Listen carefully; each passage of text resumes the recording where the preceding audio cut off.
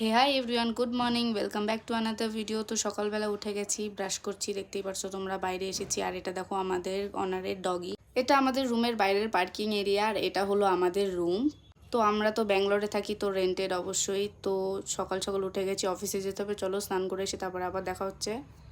তো স্নান করে চলে এসেছি, এবার ঝটাফট রেডি হয়ে নেবো, একটু স্কিন কেয়ার করে হালকা মেকআপ করে বেরোবো, কারণ অলরেডি লেট হয়ে যাচ্ছে। আমি এর থেকে বেশি লেট করলে পারে আরও লেট হয়ে যাব।